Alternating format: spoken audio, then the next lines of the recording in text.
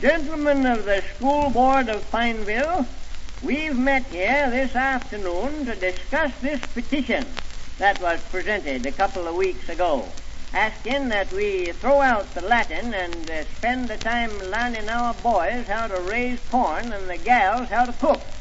Is the investigating committee ready to report? I was appointed to investigate the Latin class, so I went over to school yesterday and took a seat alongside the schoolma'am and jotted down a few points. I'll see if I can read what I got writ. I should say there were, probably a dozen in the class. Jock Sullivan's boy got up first, a great strapping fella, 16-year-old, and he recited something like this. Now, let me get my glasses on. Now, hold on, I guess I've got it upside down. Now, I guess that'll go better. Well, he begun, I'm a bow, I'm a bass, I'm a bat. I'm a banis, I'm a battis, I'm a bant. And every boy in that class got up and said he was them same things. A bow and a bass and a bat.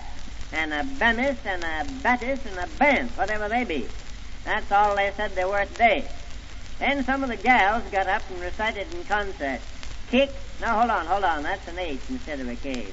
Kick, hike, hawk. Hug us, hug us, hug us. It all sounds like a mess of nonsense to me, but them last three words seem to have a sort of a significance, but they may not mean what they say they do, because this is Latin, you understand. I asked my boy Zeke what it was about, and he said that was a piece of poetry they had today. Well, maybe it was, but I wouldn't put too much dependence on that gentleman, because my boy'd do anything under the sun if he thought he could get off a good joke on his dad. Well, I pass in the report just as I took it down.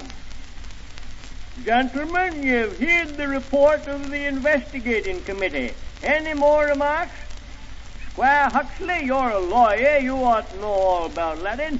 Supposing you get up and give us your idea of the subject. Gentlemen, it has been some years since I have perused a Latin textbook, and my knowledge is more of a general than a particular nature. However, it might be that I could give you a few points. The boy may be right. There were a great many of those early Latin poets. I used to be familiar with some of them. Let me see. There was John Bunyan and Plato. Oh, there was a number of them. I wouldn't be sure. I would like to ask the board one question. How many of us here know the meaning of that familiar Latin saying, e pluribus unum? Not one. Gentlemen, that celebrated quotation was spoken by George Washington, if I remember rightly, at the Battle of Gettysburg, and it means, give me liberty or give me death. I am in favor of retaining the Latin, that our young people may know these things. Any more remarks? Well, if you want to know what I think about it, I'll tell you. What under the sun is the use of our youngsters spending their time over a language that's been dead more than 1,000 years and ought to be buried? It looks to me like a mess of confound nonsense from beginning to end. When I went to school, they had 3 divisions to the old English grammar, and they was good enough for me. There was orthography, etymology, swine tax, and prosody. Now, is any more remarks? Well, anybody got a motion to make? Motion made by the undertaker that we bury the Latin. Any second to it?